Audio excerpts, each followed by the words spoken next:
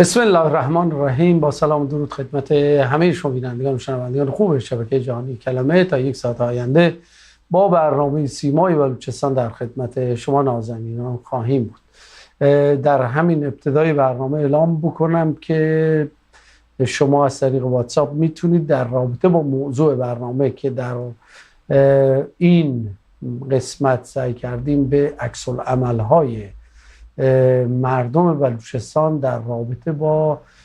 حمله مأموران نیروی انتظامی به زنان بلوچ بپردازیم و در ادامه هم به موضوع حبس ابد مهرنگ بلوچ، دکتر مهرنگ بلوچی که از مبارزان به نام زن بلوچستان، به اون هم اشاره بکنیم که چگونه دولت پاکستان تاب‌آوری نکرده اعتراضات این چیرزن بزرگ تاریخ بلوچستان رو. در رابطه با عکس العمل‌هایی که طی هفته گذشته در رابطه با موضوع یورش مأمورین نیروی انتظامی به دو بخش فاریاب از استان کرمان که خب به هر حال میدونید که مال بلوچستان بوده و به نوعی جدا شده از بلوچستان و بعد منطقه بلوچنشینی هستند و در بلوچستان خودمون در استان سیستان و بلوچستان و شهرستان خاش و بخش حالا شهرستان تفتان و بخش نوک‌آباد اون که مأمورین نیروی انتظامی حمله میکنند و به زنان توهین میکنند و اونها رو مورد ضرب و جرح قرار میدند و تعدادی از زنان اونجا حتی زخمی میشن، تعدادی دستگیر میشن و به نوعی یک بازتاب گسترده‌ای در سطح رسانه‌ای و در سطح نمازهای جمعه و حتی خطبه‌های مختلف قرار گرفت. اما آیا این عکس العمل‌ها کافی است و میتواند بازدارنده باشد از آنچه که در رابطه با زنان بلوچ اتفاق افتاد؟ خب میدونید که مردم بلوچستان نسبت به حد که حرمت به زنان یک حساسیت ویژه‌ای دارن. یه تاریخی وجود داره در بلوچستان که توهین به زنان رو خط قرمز خودشون میدونن و حتی زدن زنها و خیلی از موضوعات دیگر برای مردم بلوچ بسیار بسیار دردآور است و این رو هرگز با هیچ منطقی نخواهند پذیرفت. اما امروز مأمورین رشوه بگیر فاسد جمهوری اسلامی بخصوص در بلوچستان خودمون میان آزادانه هر غلطی که دلشون میخواد انجام میدن و حمله میکنن، یورش میبرن و به هر حال مورد ظلم و ستم قرار میدن زنان منطقه بلوچستان رو. بسیاری از افراد و معتمدین و ریش سفیدانی که به نوعی در هر حادثه‌ای که از منظر حکومت حادثه بدی است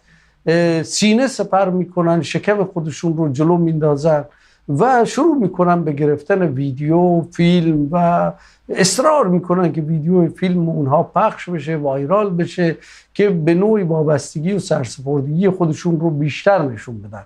اما در چنین مواقعی نه خبری از ویدیو گرفتن، نه خبری از محکوم کردن، نه خبری هم از حمایت کردن از زنانه و به نوعی هر آن کسی که تحت عنوان حمایت هم برمیاد دستش به جای بند نیست، چرا که اونهایی که باید حمایت بکنن سر در گریبان خودشون کردند و دنبال منافع خودشون هستند و زیاد به این موضوعات اهمیت نمیدن و این درد بزرگی است که امروز جامعه ما و جامعه بلوچستان بهش گرفتار شده که امیدوارم که نسبت به این موضوعات که به نوعی در تاریخ بلوچستان تحت عنوان خطوط قرمز برای مردم بلوچستان معرفی شده بی تفاوت نگذرن. چرا که امروز وقتی مأمور نیروی انتظامی، مأمور فاسد نیروی انتظامی با دستان ناپاک خودش میاد بر سر زن بلوچ میکوبه، فردا این وقیتر و بسیار پرروتر میاد کارهای بدتری رو انجام میده. حالا دادستانی هم اعلام کرده که ما به نوعی رسیدگی میکنیم. رسیدگی هم در هفته قبلم اعلام کردم که شما رسیدگی ها رو دیدید که به چه شکلی بود در رابطه با جنایت های مختلفی که در بلوچستان اتفاق افتاد، از جنایت جمعه های خونین زاهدان و خارش گرفته تا جنایت به اون حد حرمتی که به دختر معصوم چابهاریش صورت گرفت تا جنایت های دیگری که داره همین جوری شکل میگیره، از یوسف شولیور 5 ساله تا نهایت بی نهایت این جنایت ها زیاد بوده. ولی تا الان ما شاهد اجرای عدالت در رابطه با این مأمورین متجاوز نبودیم، ولی ادعا میکنن که ما رسیدگی خواهیم کرد. و جالبتر اینی که برخی از همین معتمدین هم همسویی میکنن با حاکمیت که بله به ما قول دادن که رسیدگی میکنن و میان به نوعی افکار عمومی رو به زعم خودشون مدیریت میکنن و نمیدونن که هر روز و هر لحظه‌ای که داره میگذره با این نوع موضع‌گیری اونها منفورتر دارن میشن در بین جامعه، در بین مردم و در بین جوانان و فریختگان و در بین اقشار مختلف و بخصوص تحصیل کردگان ما. اینها منفور و منفورتر میشن و خب به هر حال دلخوش کردن به 4 گالون بنزینی و 4 تا امتیاز و 4 به قول معروف حالا شراکت در توزیع و خرید و فروش مواد مخدر و این رو برای خودشون یک دستاورد بزرگی رو میدونن و من به نظرم اینها خیلی دوام آور نخواهد بود. در رابطه با محرنگ بلوچ هم میخوایم صحبت بکنیم و اون ظلمی که به این شیرزن بلوچ ما شد. خب در این رابطه مهمان عزیزی داریم، جناب آقای عبدالرؤوف ملازعی، تحلیلگر مسائل بلوچستان و رئیس شورای ملی اهل سنت. در خدمت شما جناب آقای عبدالرؤوف ملازعی بزرگوار سلام و عرض ادب دارم.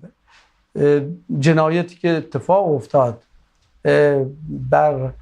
جنایت های دیگری که در بلوچستان اتفاق افتاده بود افزود و به نوعی شما میدونید که حد که حرمت به زنان در بلوچستان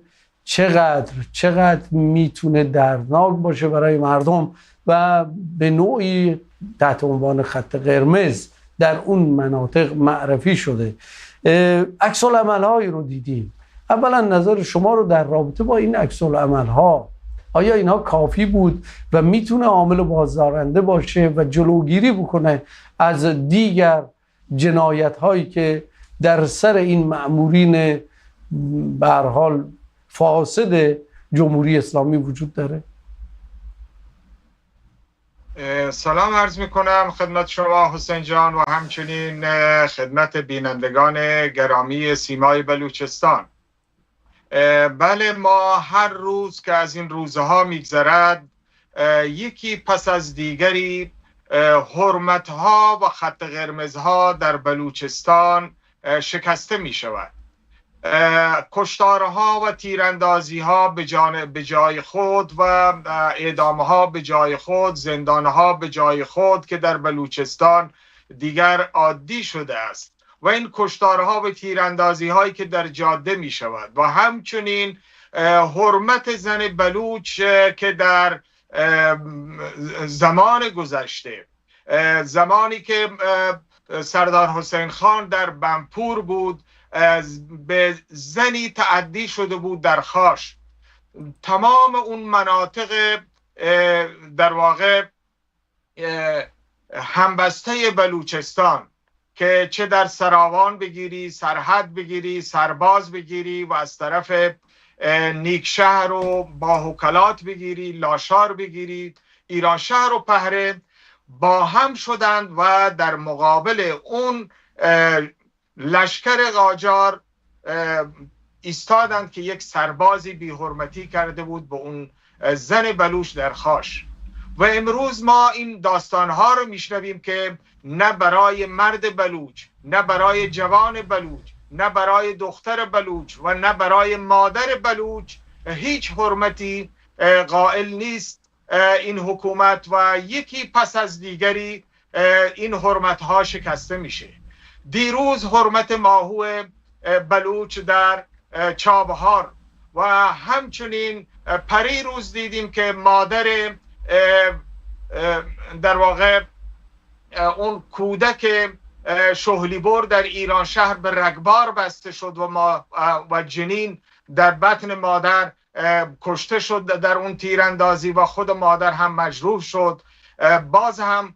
خبری نشد. و همینطور ما دیدیم که در گونیچ زنان و خواهران و مادران ما در گونیچ هم مورد حمله قرار گرفتن، این که به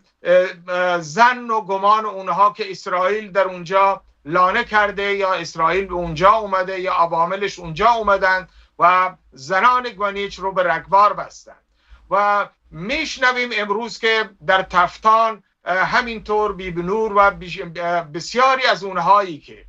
در مشکلات این معدن طلایی که ماهانه داره 35 کیلو طلا تولید میکنه و داره به سر مردم زنان بلوچ و مردان بلوچ میزنه و چیزی عاید اونها نمیشه غیر از تخریب طبیعت، گرد و غبار و خشکیدن چشمه های باغ های اونها که تمام باغات اونها رو به هم زده، زندگی و آب اونها رو به هم زده، کشاورزی و دامپروری. اینها مراتع بلوچ بودند که دامپروری میکرده سالیان سال. حالا به جای این که اون رو سهیم بکنن، برایش منزل و مدرسه و مرکز بهداشت و خونه های جدیدی بسازند در فاصله‌ای بهتر و اونها رو سهیم بکنن در همین در واقع کارخانه‌ای که اینجا دارن به غارت میبرن منابع بلوچستان رو، دارن مردم رو هم سرکوب میکنن. از دستگیری علمای اون منطقه، فعالان اون منطقه رو بردن زندان و امروز میبینیم که زنان رو هم دارند با باتون میزنند، همچنان که دیدیم در سر مرز میلک و زابل اون زن سال خورده بلوچ رو سرباز چگونه بر سرش باتون میزد و این دوباره تکرار شد در تفتان و دوباره هم این تمام شدنی نیست. و در فاریاب اون بلوچه های ما که در فاریاب هم بی کس و کار شدند، از وقتی که از محدوده جغرافیایی بلوچستان جدا شدند هویتشون رو دارن میگیرند، زبانشون رو دارن میگیرند، لباسشون رو دارن میگیرند. و ما به یاد داریم که در همین حوزه منطقه جاسک و سیریک هم زن سال خورده 90 ساله بلوچ همینجوری زیر المشت و لگد و باتوم اون کسی که به دستور دادستان اونجا به عنوان بازگرداندن اراضی ملی اون زن رو زیر مشت و لگد گرفت. زنی که خودش دلیل خودشه که 90-100 سال اونجا زندگی کرده، نیاکانش اونجا زندگی کردن و نیازی به ثبت و سند و کاغذ نداشته این آلونک کلبهش. حالا به عنوان اینکه زمین ها الان شده سواحل مکران و ارزش آورده و نیروهای نظامی و انتظامی و دریایی و همینطور به عنوان اینکه اینها رو جاهای مخصوصی برای نفت و پالایشگاه و پایگاه های هوایی و دریایی بکنن، اون مادر ما رو اونجا زیر لگد بردن. حالا اینها تکرار شده و هر روز داره تکرار میشه و بنابراین حرمتها و خط قرمزها در بلوچستان شکسته شده و ما هم میبینیم که پس از هر حادثه‌ای میگن که واقعا یک حادثه ناگواری بود و ما افرادی رو برای اینکه کمیته حقیقتیاب میفرستیم و بعد از اینکه کمیته های حقیقتیاب ظاهری میرند و برمیگردند، مثل اون شمسر سرابان که 40 نفر بلوچ سوختبر رو کشتن و ندیدیم که حقیقتیاب کاری بکنه. و الان هم آقای موحدی راد هم گفته که من این قضیه رو در واقع رسیدگی میکنم و سپرده به دست دادستان نظامی. آیا میدانید دادستان نظامی کیه؟ داستان نظامی آقای ماهگولیه. ماهگولی خلخالی بلوچستان، همونی که از این سالهایی که در قضاوت زاهدان بوده صدها نفر از فعالان مدنی و اونهایی رو که به اتهام مواد مخدر یا اتهامات واهی دیگر گرفته، اینها رو همه اعدام کرده و مسابقه در واقع برنده شدن داشت با قضاتی که در تهران هستند و تا از اونها برنده بشه و بگه که من بیشتر پرونده مختوم کردم، من بیشتر آدم کشتم. پس بلوچستان هر سرش نگاه بکنی بلوچستان داره کشتار میشه و حالا نوبت به خواهران و مادران ما در تفتان رسید و هیچ گونه رسیدگی هم نشد. دست اونهایی که در واقع اعلامیه دادن، صحبت کردن، چه فعالان مدنی و همچنین علمایی که در خطبه هایشون این رو گفتن و جناب مولانا عبدالحمید و همینطور آقای سردار حمید گمشادزهی و شاید بعضی از دیگران که الان در ذهنم نیست، دیگر باز هم این قضیه داره به فراموشی سپرده میشه. از کنشگران و فعالان مدنی هم اگرچه هم در این مورد شاید بیانیه هم داده باشند و اگر ندادند بیانیه بدن و این قضیه فراموش شدنی نیست. اگر این قضیه رو به همین نحو رها بشه و رها بکنید، خب این عادی شده و این خط قرمز برای زن بلوچ هم بالاخره این خط قرمز هم به آخر رسیده و پایمال شده و فردا میبینیم که هر روز دختران و زنان بلوچ رو دستگیر بکنن، زندان بکنن و اعدام بکنن و چه بسا هم ما اعدامهای زنان بلوچ رو هم داشته ایم. بله بسیار عالی. حالا خیلی جالبه، ما در فوای صحبت‌های شما یه دفعه یادم افتاد که برخی از این بلاگرها تحت عنوان زن بلوچ یا دختر بلوچ میان ویدیوهایی رو میگیرن از خودشون که هرگز با فرهنگ و اعتقادات مردم بلوچستان سنخیت نداره و یه جورایی انگار دستایی توی کار هست که به قول شما هویت، اون نجابت، فرهنگ، اعتقاد و هر آن چیزی که مربوط به ملت بزرگ بلوچستان هست رو از بین ببرن و این یه تراژدی و یه نقشه بسیار بسیار تلخی است که در بلوچستان در حال اجراست و متاسفانه برخی از جوانک هایی که میان مثلا حالا برای جذب فالوور، برای هر کار دیگری، یا اینکه به هر حال خودشون جذب نهادهای امنیتی هستن، یک سری ویدیوهایی یا یک سری فیلمهایی رو تهیه میکنن که بسیار بسیار دور از منطق مردم بلوچستان، از اون اعتقادات مردم بلوچستان که بایستی آگاهانه نسبت به این موضوعات نگریسته بشه. حالا خیلی جالبه اینا میان، فرض کنید از یک مهمانی شبانه میان یه فیلمی میگیرن، یه سری شوخی‌های رکیکی میکنن، یه سری الفاظی رو به کار میبرن و خیلی ها رو میارن از این طریق جذبم میکنن. خیلی هم حالا ممکنه طرفدارم پیدا کرده باشن. حالا اینها به نوعی ادعا هم میکنن که ما مردمی هستیم و دنبال احقاق حق و حقوق مردم هستیم، اما در رابطه با این گونه مسائل یکی از اینها لب تکون نمیده، یکی از اینها نمیاد یک ویدیو بسازه در رابطه با همین ظلمی که در رابطه با مردم بلوچستان داره میشه، همین ظلمی که در رابطه با زنان بلوچ داره میشه. اگر ما بخوایم بگیم همه چیز گل و بلبل هست و ما در خوشبختیم و چقدر زیباست و چقدر خوبه، واقعا داریم خیانت میکنیم و تایید میکنیم ظلمی که در بلوچستان داره صورت میگیره. اینها رو نبایستی عادی سازی کرد، اینها رو نبایستی به راحتی ازش گذشت. در رابطه با معتمدین، ریش سفیدان و کسانی که به نوعی حالا معتمد بودن خودشون رو نه از نایه مردم بلکه به واسطه قدرتی که از حاکمیت به اونها داده شده به دست آوردن، یعنی یک سری امتیازاتی بهشون دادن، 4 تا اسلحه بهشون دادن، 4 نفر تونستن تحت عنوان نیروهای بسیج جذب کنن. اینها با این عنوان حالا یه سری اختیاراتی هم دادن که فرض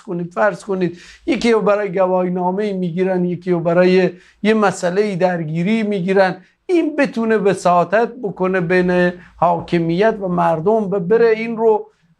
نجاتش بده و با این موضوعات این رو یه خورده پروبالش رو بیشتر میگیرن تا مردم رجوع بیشتری به اینها داشته باشن. خب اینها هم در این رابطه عکس العملی نشون ندادن. آقای ملاذی، شما در رابطه با این حالا سردارنماها چه صحبتی دارید؟ اینها ویدیو میگیرن، مثلا فرض کنید که ما هم به شدت مخالف اینیم که هر گونه خشونتی به کار رفته باشه، خشونت چه علیه نیروهای انتظامی چه خشونت علیه مردم. ما هم ناراحت میشیم وقتی مثلا فرض کن 4 نفر نیروی انتظامی یه جایی کشته میشن، یه جایی. خب اینها هم خانواده دارن، زن دارن، بچه دارن و پدر دارن، مادر دارن، نمایستی اتفاق برای اونها هم بیفته. ولی خب ریشه اینها برمیگرده به همین رفتارها، همین اعمالی که اینها دارن انجام میدن. وقتی یه نفری، یه جوونی، یه فردی که چیزی برای از دست نداشته باشه این ویدیوها رو ببینه، خب قاعدتا تحریک میشه، میگه خب من چرا ساکت بشم؟ حالا سکوت این افراد که اگر سکوتشون رو بشکنن، ما قرار نیست که بگیم آقا اینا حکم جهاد صادر کنن، قرار نیست بگیم که آقا اسلحه بردارید و برید به جنگ اینها، قرار نیست که مثلا آقا یک قیام مسلحانه صورت بگیره. قرار ما اینه که آقا در رابطه با این گونه مسائل بی تفاوت نباشید، سرتون رو این کپ تو بر فرو نکنید، چشماتون رو پایین نندازید، ازش نگذرید. اینها فردا دامن شما رو هم خواهد گرفت، مطمئن باشید. حالا من میخوام در رابطه با سکوت این افراد هم اگر صحبتی هست بفرمایید. بله، شما هم درست فرمودید. ما با توجه به اینکه جامعه بلوچستان همین مسائل سنتی و طایفه‌ای رو داره و هر کسی هم علاقه داره که واقعا عمامه سرداری ببنده، از زمانی که آقای سلکی و شوشتری تو این منطقه اومدن برای درست کردن سردارهای باب طبع خودشون تا امروز در حال فعالیت هستند. اونها رو به نحوی به عنوان فرمانده بسیج، به عنوان اینکه یا به کربلا میرند یا برای بیعت به تهران میرند یا برای اینکه یک امتیازی به اونها میدن، خب اونها رو سردار کردند که پشتیبان نظام باشند. حالا اونها خودشون فکر بکنند که آیا پشتیبان مردمشون هستند، پشتیبان اون حتی طایفهشون هستند، یا اینکه فقط پشتیبان حاکمیت هستند. خب تا الان که ما دیدیم که این جماعت خوب عمل نکرده، یا وابستگی اقتصادی داره به حاکمیت و از اونها حساب میبره و دنبال اینه که یک امتیازی بگیره، هم در بحث پمپ بنزین و کشاورزی و ماشین و تراکتور و مرز و رفت و آمد و اینها، یا اینکه در اختلافاتی که خود این نیروهایی که در بلوچستان هستند بین اونها انداختن انتظار و چشم داشته حمایت دارند، یا چند اسلحه چند سلاح به اونها میدن، اسلحه به اونها میدن، یا اینکه واقعا به اونها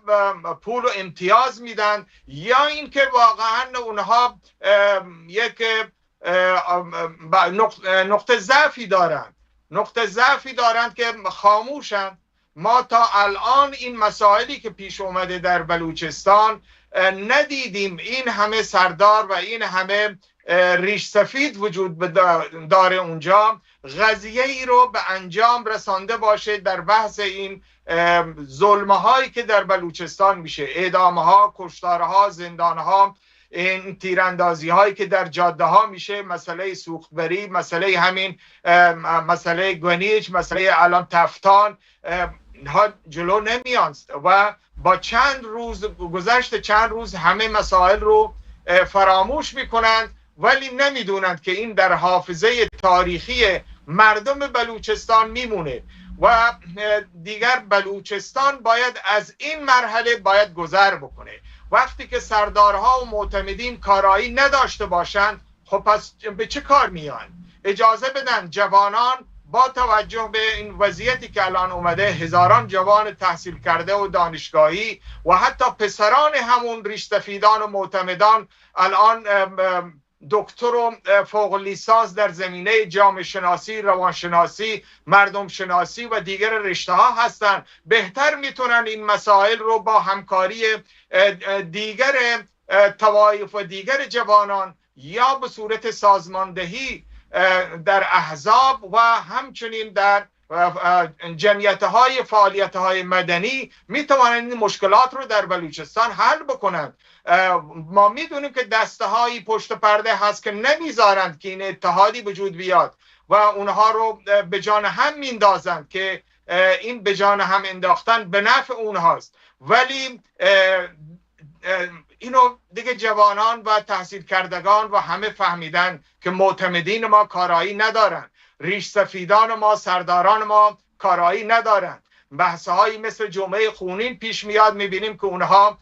اولین کسانی هستند که برای بیعت به تهران میروند بعضی هاشون. خب اینها مسائلی هست که میبینیم که ریش سفیدی و معتمدی تا الان کارایی لازم خودش رو برای حل مشکلات بلوچستان و حتی حل مشکلات طایفه خودشون هم نداشته، غیر از این که در قتلهای طایفه‌ای جانبداری اینور اونور میکنند و موضع میگیرند، حمایت میکنند و دوباره این جنگ ها شعله‌ورتر میشه. پس ما انتظار داریم که این عزیزان ما به خود بازآیند و اون نقشی رو که باید داشته باشند به نقش خودشون عمل بکنند و بلوچستان و مردم بلوچ رو تنها نگذارند و همچنین زاهدان و مولانا عبدالحمید رو هم تنها نگذارند در همچین شرایطی که پیش میاد و پشت ایشون رو خالی نکنند، پشت جوانان و فعالان مدنی ما رو خالی نکنند و پشتیبان محرومان باشند. بله، بسیار بسیار عالی. عرضم به خدمت شما نکته دیگری که حائز اهمیت هست و اینجا بایستی مطرح بشه، آقای ملازمی هم بهش اشاره کردن، تا بلوچستان احزاب و تحصیل کردگان، بزرگان نیان این زهی ها رو از بین نبرن، قاعدتا نمیتونیم رشدی رو که مد نظر هست، همانند رشدی که در کردستان به وجود اومده دیگه. امروز مردم کردستان از قوم و قومگرایی گذشتن، یعنی به صورتی تبدیل شدن که تحت عنوان کرد دارن معرفی میشن. یک ملت کرد که شما در ترکیه هم کرد ایرانی در رابطه با کرد ترکیه عکس العمل نشون میده، کرد عراق در رابطه با کرد ایرانی عکس العمل نشون میده و اونجا قوم و قومبازی نیست. و ما متاسفانه امروز گرفتار این قوم و قومبازی هایی هستیم که هرگز برای مردم بلوچستان نتونسته چاره ساز باشه. خب حاکمیت از این ضعف بزرگ در بلوچستان نهایت بهره برداری و سوء استفاده رو کرده، اومده افرادی رو شناسایی کرده در هر قوم و قبیله و پسرندی، اینها رو اومده و عرضم به خدمت شما گزینش کرده، افراد خودش رو آورده اونجا تحت عنوان زعیم اون قوم تا به هر حال اینها رو تحت کنترل خودش در بیاره. این موضوع بایستی یواش یواش از بین بره و علم، دانش و تخصص افراد بیا جایگزین این مسائل به قول معروف، حالا من خیلی توهین نمیخوام بکنم، قرون وسطایی بشه که آقا یه نفر بیا تحت عنوان سردار و سفیدریش و نمیدونم فلان و فلان بیا تصمیم گیرنده باشه. نه، احترامش کاملا بجاست. یکی از اون ارزش های جامعه بلوچستان اینه که به بزرگان خودشون احترام میذارن، به ریش سفیدان خودشون احترام میذارن، ولی اینکه تمام زمام امور یک جامعه در دست، حالا یک قوم در دست یک نفر باشه و اون یک نفر خودش آلت دست حاکمیت باشه، این نمیتونه اون جامعه رو به سمتی ببره که درش رشد وجود داشته باشه. چرا امروز سرداران و ریش سفیدانی که به نوعی حالا لنگ سرداری به سردارن، یکی از اینها در رابطه با دانش آموزان بازمانده از تحصیل صحبت نمیکنه، یکی از اینها در رابطه با بورسیه مردم و جوانان و دانشجویان بلوچستان صحبت نمیکنه. چرا مثلا فرض کنید که کار بسیار ارزشمندی است، معتمدین و ریش سفیدای منطقه سیستان میان جوانای خودشون رو سازماندهی میکنن، تعداد زیادی از اینا رو میفرستن برای تحصیل، بورسیه برای اینا میگیرن از طریق همون برانت هایی که خودشون دارن، کارهایی که خودشون بلدن و مسیرهایی که یاد گرفتن و جوانان خودشون رو برای تحصیل به کشورهای مختلف دنیا دارن میفرستن. ما همینجا در اروپا داریم میبینیم و خیلی هم خوشحال هستیم که بسیاری از استانیای ما از شمال استان اینجا دانشجوهای رشته‌های مختلف هستن و وقتی از اینها میپرسیم چگونه اومدید، میگن خب به هر حال ما از طریق نماینده خودمون، از طریق معتمد خودمون، از طریق این حکومت خودمون اومدیم بورسیه گرفتیم و اومدیم اینجا درس بخونیم. اما معتمدین و ریش سفیدان ما کدومش تا حالا اومده بگه آقا ما برای 100 جوان بلوچ نابغه خودمون میخوایم بورسیه بگیریم، مثلا برن درس بخونن در دانشگاه‌های فرض کنید اروپایی یا آمریکایی؟ اصلا تو فاز این کارا نیستن، دنبال اینن که مثلا فرض کنید 4 تا گالون سوخت چجوری جابجا کنن، فکرشون رو، اندازشون رو آوردن اینقدر محدود کردن که متاسفانه به اون مسائل کلان و توسعه بلوچستان هرگز فکر نمی کنن. اگر کسی هم خودش رشد کرده، خودش اومده به هر حال تحصیلی کرده، بر اساس همت خودش بوده و خانوادهش بوده، ولی این قوم و قبیله نیومده این کارو بکنه. پس میطلبد که جامعه ما یه جامعه متکثری است، جامعه است که به هر حال اقوام به صورت طبیعی درش وجود دارن، اما اولویت کار نباید این موضوع باشه. اولویت کار رشد و توسعه بنیادی در بلوچستان باشه که از تحصیل گرفته تا این مسائلی که مطرح شد، بخصوص در رابطه با تحصیل عالیه برای مردم بلوچستان، این من فکر میکنم بتونه خیلی خیلی رهگشا باشه و اگر معتمدین و ریش سفیدان این گونه وارد بشن، خب کار بسیار بزرگ و شایسته انجام شده که متاسفانه امروز تو این فکر نیستن. امروز تو این فکرن که 4 تا اسلحه دیگه بگیرن و این اسلحه رو به 4 تا جوون بدن، براشون یه حقوق بگیرن و این جوون هم بیاد بر اثر عدم ناگاهی اسلحه‌شو به سمت برادر خودش بگیره و یه نفر رو از پا در بیاره و بعد حکومت بیاد از این هم حمایت هم بکنه. خب جناب ملاحظه ببینید، آنچه که زنان بلوچ امروز در رابطه با اون اعتراض کردن و اونگونه مورد حد که حرمت قرار گرفتن، هم در فاریاب هم در تفتان، بابت منابع طبیعی، بابت چپاول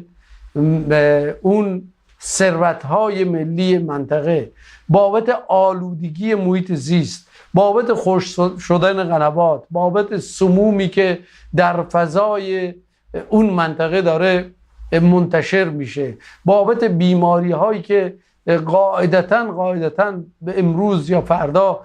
رخنمایی خواهند کرد، از بیماری های تنفسی گرفته تا سایر بیماری هایی که اونجا قطعاً به وجود خواهد اومد، آمدن اعتراض کردن. علاوه بر این خواهان این هستن که آقا اگر ثروتی هست، اگر مالی هست، اگر چیزی هست، عادلانه تقسیم بشه. خب عکس العمل ها رو ما دیدیم، بعضیا اومدن این فقط به این بعد قضیه نگاه کردن که خیلی مهم است، از این بعد به قضیه نگاه کردن که خیلی مهم هم است که آقا حد حرمت به زنان شده. اما آیا کسی هم در رابطه با نابودی محیط زیست و نابودی نسل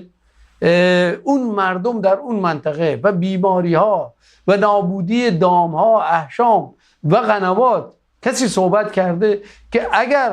ولو این که رضایت هم بدن مردم، همه هستی اونها داره در طی 10 سال 15 سال آینده از بین میره. چرا به این بعد قضیه کسی تا حالا توجه نکرده؟ به هر حال نمیذارن کسی توجه بکنه. این مسائل رو طوری میکنن که فعالان مدنی نمیتونن اعتراض بکنن، نمیتونن اینها رو به صورت بیانیه بدن، اجازه ندارن اونهایی که تو منابر هستن از در این باره سخن بگن. وقتی که به مسائل به دادگاه و شکایت میرسه تهدید میکنن که اگر این رو ادامه بدید دچار مشکل میشید و به جای اینکه شاکی دنبال حقش باشه و بر علیه او شاید حکمی صادر بشه، جریمه بشه و تهدید میشن، به این نحو هست که این مسائل خیلی زود خیلی زود از بین میرن. همانطور که ما دیدیم در بحث مادر یوسف شغلی‌پور در ایرانشهر که پسرش رو کشته بودند و به رگبار بسته بودند، مراجعه کردند، ماه‌های متوالی مراجعه کردند به دادگاه. نهایتاً درباره این مسئله سفارش به این شدند که دنبال این قضیه را نگیرند و اونهایی که این عمل رو انجام داده بودند هم آزاد شدند و کار به جایی نبردند و عموی یوسف هم که این قضیه رو پیگیری میکرد هم تهدید شد که اگر پیگیری بکنه دچار مشکل میشه. بنابراین این مسائل وجود داره و جناب آقای سهیل من فکر میکنم که بریم تو بحث بلوچستان غربی و دو بیانیه. نه اتفاقا اگر اجازه بدید آقای ملازی اگر اجازه بدید من این رو با یک پیامی که از طرف یک بیننده اومده شروع بکنم. اتفاقا یه بیننده ای هم پیام داده: سلام از سوری، انشاءالله بلوچستان هم مثل کردستان حتی از بلوچ های پاکستان و افغانستان هم دفاع مشروع بکند. ما قوم بلوچ و کرد و عرب و اهواز باید متحد و یک پارچه مدافع هم باشیم، چون هر سه قوم سالیان درازی می باشد تحت ظلم و ستم هستند. با امید حکومت فدرال که حتی حقوق بی خدایان در آن هم رعایت بشه. ببینید نکته هم اینجاست جناب ملازی که ما امروز علاوه بر اینکه بر دردهای خودمون گاهن چشم میبندیم، بر دردهای دیگر مناطق و سرزمینهای بلوچ نشین که مورد ظلم و ستم قرار گرفتن اونجا هم چشمای خودمون رو بستیم. در بلوچستان پاکستان وضعیت مناسبی نیست. امروز دکتر محرنگ بلوچ که حرفش یک حرف بسیار به حق و به جا و کاملا دموکراتیک هست به حبس ابد محکوم شده و جا داره که همه مردم بلوچستان، چه بلوچستان ایران، پاکستان و افغانستان و چه بلوچ هایی که در عمان هستن، در ترکمنستان هستن، همه در رابطه با این عکس العمل نشون بدن. نظر شما چیه آقای ملازی؟ تا حالا چه عکس العمل هایی در این رابطه شاهد بودید؟ بله، بحث در مورد محرنگ بلوچ، دکتر محرنگ بلوچ واقعا دیگه جای داره که ایشون از رهبرانی تاریخی و ماندگار در تاریخ مبارزات بلوچستان شرقی و همچنین الگوی زنان ما و الگوی مبارزان فعالان مدنی ما در بلوچستان غربی آقای ملازی اگر اجازه بدید من اینجا یه مخالفتی با شما بکنم. الگوی تمام سرداران ما هستن، همین سردارانی که اسمشون امروز سردار هست، همه باید از اون محرنگ یاد بگیرن. بله ببخشید. در اون بلوچستان این مسائل به این صورت زهی بسیاری حل شده، با وجودی که در مناطق خیلی دور افتاده بازم توایفی وجود داره. البته با فعالیت‌های مدنی و احقاق حقوق مردم بلوچستان شرقی از این مراحلی که ما داریم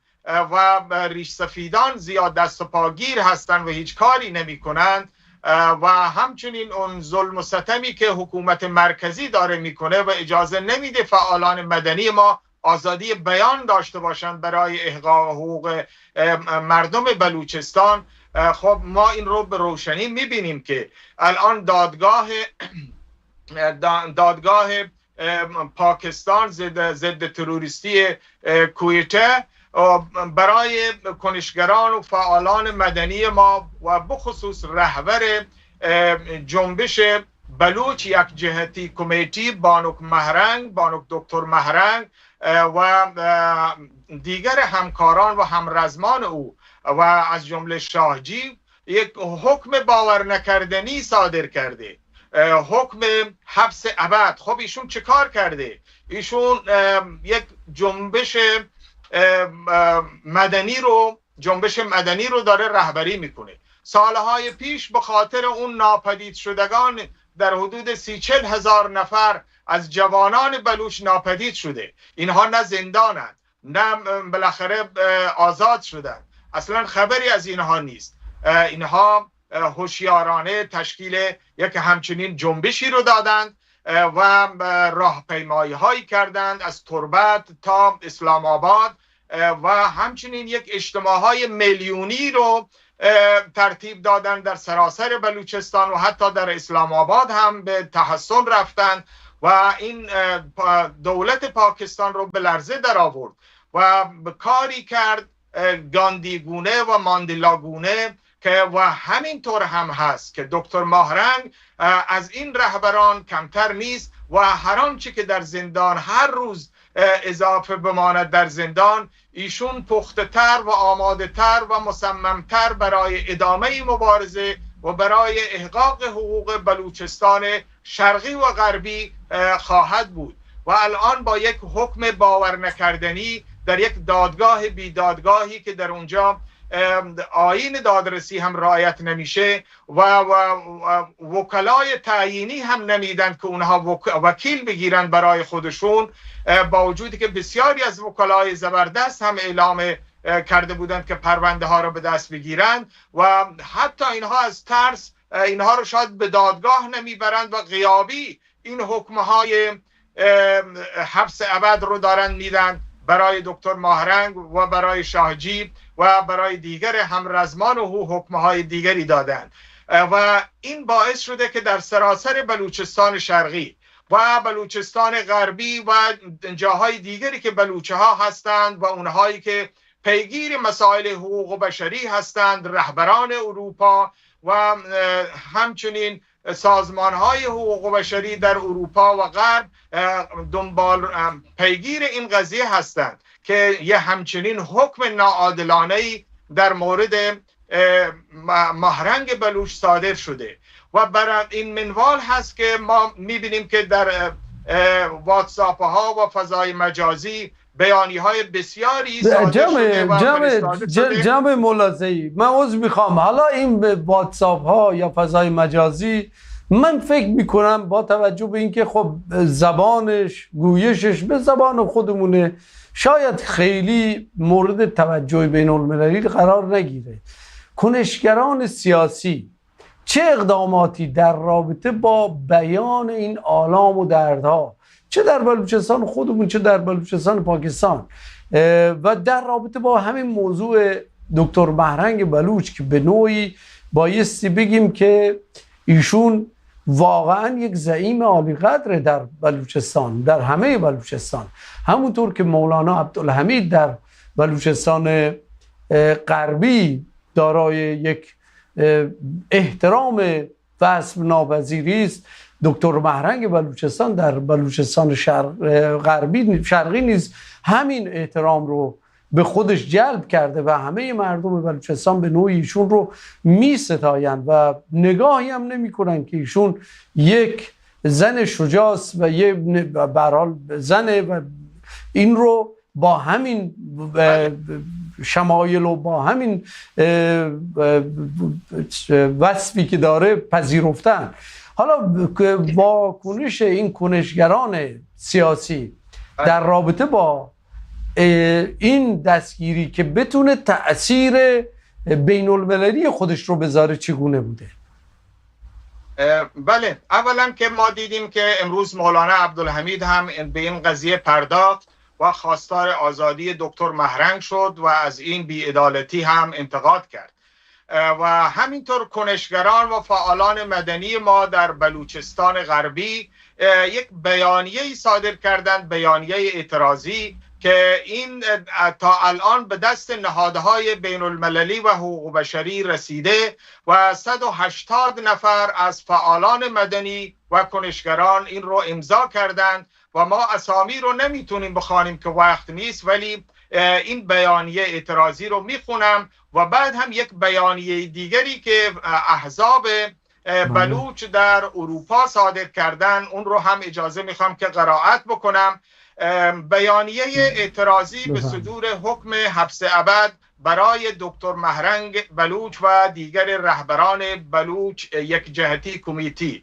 صدور حکم حبس ابد توسط دادگاه ضد تروریستی کویته برای کنشگر مدنی و فعال معروف حقوق بشری دکتر محرنگ بلوچ و یکی دیگر از رهبران کمیته یک جهتی بلوچ به نام سبقت الله شاه در بین فعالین حقوق بشری و جامعه مدنی موجی از نگرانی و تشویش را برانگیخت. این جنبش به رهبری دکتر محرنگ از سالها پیش در پی ناپدیدسازی های گسترده و انجام قتل های غذایی و کشف گوره های دست جمعی در ایالت بلوچستان پاکستان شکل گرفت. این جنبش با برگزاری تحسن و راهپیمایی طولانی از تربت تا اسلام آباد و تجمعات بزرگ در شهرهای مختلف در بین مردان و زنان بلوچستان به سرعت همهگیر و گسترده شد، به گونه‌ای که حاکمیت در تقابل با برگزاری چنین تجمعات پرتعداد و حضور گسترده زنان و مردان به خشونت روی آورد. دکتر محرنگ بلوچ در 22 مارس 2025 در جریان یک تحسن اعتراضی در شهر کویته مرکز ایالت بلوچستان شرقی دستگیر شد و سپس موج دستگیری ها به سایر اعضای رهبری بلوچ این کمیته تسری پیدا کرد. دستگیر شدگان در جریان محاکمه و دادرسی از حقوق اولیه خود محروم شدند. به جای برگزاری علنی دادگاه و حضور متهمان در آن، دادگاه اغلب به صورت غیابی برگزار میشد. علی‌رغم اعلام آمادگی تیم قوی از وکلای مستقل برای دفاع از رهبران این کمیته، اما از سوی دادگاه برای آنها وکیل تسخیری دولتی تعیین شد. این اقدام دادگاه با صدور حکمی چنین سنگین نشان دهنده آن است که دادگاه‌های این کشور تحت فشار حکام سیاسی و نظامی امنیتی تا چه حد می توانند از رعایت روندهای منصفانه قضایی فاصله بگیرند و با نقض موارد متعدد حقوق متهمین و زندانیان سیاسی بخشی از دستگاه سرکوب برای فعالان مدنی و حقوق بشری باشند. چنین احکامی در تاریخ پاکستان علیه فعالین سیاسی بلوچ کم سابقه نیست. از زندانی کردن آقا عبدالکریم احمدزهی برادر خانکلات تا حبس ابد نواب نوروزخان و تا انحلال حکومت بلوچستان در سال 1973 و زندانی کردن همه رهبران بلوچ. حالا در پایان این بیانیه خواهان آزادی فوری دکتر محرنگ بلوچ هست که باید از زندان آزاد بشه و همچنین این حکم رو محکوم کرده و همچنین از محافل بین المللی خواستار این است که باید پیگیر این احکامی باشند که صادر میشه توسط این دادگاه های بی دادگاه که در بلوچستان صادر شده و همچنین خواستار اون 30,000 20,000 نفری که گم شدن در گوره های، بعضیاشون در گوره های دست جمعی هستند، بعضی ها در زندان ها به سر میبرند و ناپدید شدند، هنوز خبری از اونها نیست. اگر اجازه هم بفرمایید آقای ملازم قبل از این که بیانیه دیگر رو بعد از این که بیانیه دوم رو بخونید، من اینجا یه سوالی از شما دارم، اونم اینه که شما فرمودید که 170-80 نفر اومدن اینو امضا کردن. این موضوعی که اتفاق افتاده چقدر بین جریانات سیاسی داخل بلوچستان و پاکستان و ایران یعنی هماهنگی به وجود اومده و چقدر اینها با هم در ارتباط هستن. این خیلی مهم است که به نوعی احساس جدایی در این رابطه وجود نداشته باشه. آیا در این بیانیه مشترکاً از دو جریانات سیاسی که در دو منطقه دارن فعالیت میکنن افرادی وجود دارن و این جریان اعتراضی آیا به صورت مشترک داره در نهادهای بین المللی مطرح میشه؟ البته افراد فعال بلوچ از طرف بلوچستان شرقی، بلوچستان و بلوچستان غربی، این فعالان با هم در ارتباط هستند، چه احزابی که در اروپا قرار دارند و چه فعالان مدنی که به صورت مدنی فعالیت میکنند، از وبسایت هایی که وجود دارد، از کلاب هاوس هایی که وجود دارد، یه تبادل افکاری صورت میگیره و اطلاعات به همدیگر میرسه. تشکیل در واقع کمپین داده بودن، امضا جمع میکنن. الان شما هم برید در فضای مجازی دنبال امضا جمع کردن امضا و حتی توییت کردن این مسئله هستند و این فعالان مدنی ما در بلوچستان غربی هم از همین است که کنشگران به این نتیجه رسیدن. در جناب ملاذی عزیز، ببینید ما الان در رابطه با این گونه مسائل یه نگرانی وجود داره. خب اونم اینه که این رفتارها و این کنش‌هایی که ما داریم می‌بینیم و امضاهایی که داره جمع میشه یه حالت شوی به خودش نگیره، یه حالت نمایشی به خودش نگیره که آقا اسم منم اونجا هست، مثلا منم امضا کردم اینو، اما در عمل ببینیم هیچی عاید امضا کنندگان یا اون کسی که مورد ظلم قرار گرفته نشده. چقدر بابت این امضای خودشون حاضر هزینه بکنن و دنبال بکنن موضوع رو تا وصول نتیجه. در بلوچستان پاکستان و در بلوچستان شرقی این به صورت تحسن و اعتراض و عملا این کار داره انجام میشه و این اعتراضات هم صورت میگیره و همچنین شاید عکس العمل هایی هم در آینده ببینیم. در بلوچستان غربی من با نظر شما موافق نیستم. حتی اونهایی که اسمشون رو در لیست میارن اینها فکر میکنن که در واقع جرأت کردند که این اسم رو در لیست بیارن. خیلی کار بزرگی انجام دادن. من نگفتم که اینا کاری نکردن، یعنی اینها بابت اینکه اسم خودشون رو آوردن آیا برای این به امضای خودشون هزینه هم حاضرن بکنن؟ مثلا بیان یه تجمعی رو شکل بدن، جلوی سفارت پاکستان برن تجمع بکنن. بله، در شرایطی که الان در ایران حاکمه و در واقع پس از جنگ و این معامله‌ای که داره انجام میشه با آمریکا و توافقنامه‌ای که صورت گرفته، این نیروی سرکوب رو در ایران و بخصوص در بلوچستان بیشتر کرده و بنابراین اجازه همچنین فعالیت‌هایی و تظاهرات و اعتراضاتی نمیشه و تا همین حد که این به مجامع بین المللی هم رفته رسیده و پیگیری قانونی از طریق مجامع بین المللی بشه و هم جوانان رو هم در جریان این قضیه هستند در بلوچستان و مردم بلوچستان و زنان بلوچ که در واقع الان محرنگ رو به عنوان الگو پذیرفتند و دارند با الگوی او محرنگ در بلوچستان غربی هم فعالیت میکنن. این هم در جای خودش کار بزرگی است. و اما در مورد بیانیه، بله بسیار عالی. آقای ملاذی اجازه بدید من یه پیام آخر رو بخونم، چون یه پیامی هم اومده دوست ما تاکید میکنه پیام من رو بخونید بعد بیانیه شما رو میشم. بله آره، من به این پیام دوستمون رو میخونم. سلام علیکم آقای سوری و مهمان برنامه استاد. چه در زمان گذشته و چه در زمان خمینی مردم بلوچستان زیر ظلم و ستم حکومت بودن. حالا زمان شاه به مذهب ما اهل سنت کاری نداشتن، اما در زمان زمان این حکومت فاسد آخوندی ظلم و ستم و کشتار در بلوچستان زیاد شده. چون اول ما اهل سنت هستیم، دوم بلوچ و حالا هم عده‌ای به قول معروف مزدور ریش سفید بلوچ با این رژیم هستن، برای زندگی بهتر خودشان که خدا کند همچون بلوچی نباشد و حالا هم ناموس بلوچ مورد تجاوز قرار گرفته و حد حرمت شده و هم به هر حال به این الفاظی هم که هست دیگه من نمیخونم.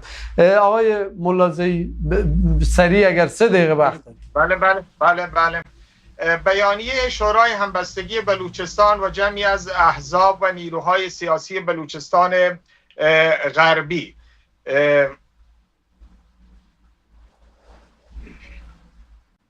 در محکومیت حکم ظالمانه حبس ابد علیه دکتر مهرنگ بلوچ و دیگر رهبران جنبش مدنی بلوچستان شرقی، شورای همبستگی بلوچستان و جمعی از احزاب و نیروهای سیاسی بلوچستان غربی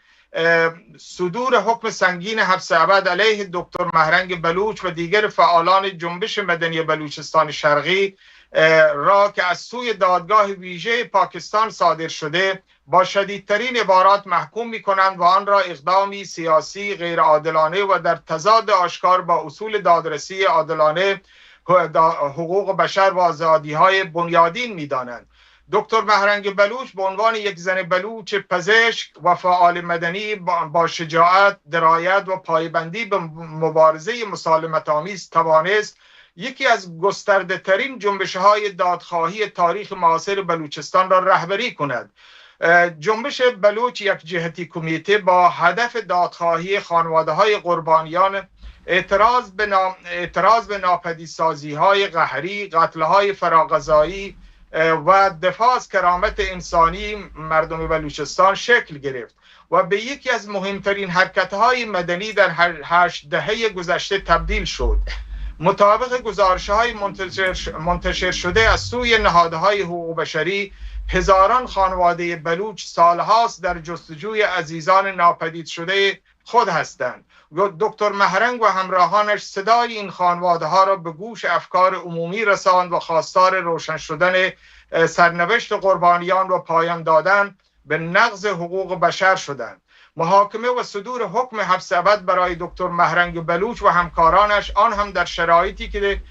گزارش‌هایی درباره محرومیت آنان از دسترسی مؤثر به وکیل منتخب و تضمین یک دادرسی عادلانه مطرح شده است. پرسش‌های جدی درباره استقلال دستگاه قضایی و رعایت تعهدات بین‌المللی پاکستان در زمینه حقوق بشر ایجاد می‌کند. مجازات کردن فعالان مدنی به دلیل فعالیت‌های مسالمت‌آمیز نه تنها عدالت را تأمین نمی‌کند، بلکه شکاف میان مردم و حاکمیت را عمیق‌تر خواهد کرد. شورای همبستگی بلوچستان و احزاب بلوچستان غربی ضمن اعلام همبستگی کامل با مردم بلوچستان شرقی، خانواده‌های زندانیان سیاسی و تمام فعالان مدنی از دولت پاکستان می‌خواهند این احکام را فوراً لغو کرده و دکتر مهرنگ بلوچ، اعضای بلوچ یک جهتی کمیته و دیگر زندانیان سیاسی و مدنی را بی قید و شرط آزاد کند. همچنین از نهادهای سازمان ملل متحد، شورای حقوق بشر سازمان ملل، عفو بین الملل، دیدبان حقوق بشر، اتحادیه اروپا، دولت‌های دموکراتیک و تمام نهادهای بین المللی مدافع حقوق بشر می‌خواهیم در برابر این حکم سکوت نکنند و ادامه اون رو نمیخورم که وقت نداره. شورای همبستگی بلوچستان و جمع زیادی از احزاب که اسمشون رو وقت دیگه ندارم اسمشون رو بخونم و با بسیار عالی. برای پیام‌های دیگری هم اومده جناب ملازی، ما هم وقت نداریم پیام رو بخونیم و در حال هفته بعد سعی میکنیم به یک پیامی اومده که در نمیدونم پیام ما رو شما سانسور میکنید وقتی اسم میاری در پیام و الفاظ خوب به کار نمیبری، قطعا حق من هست که اینجا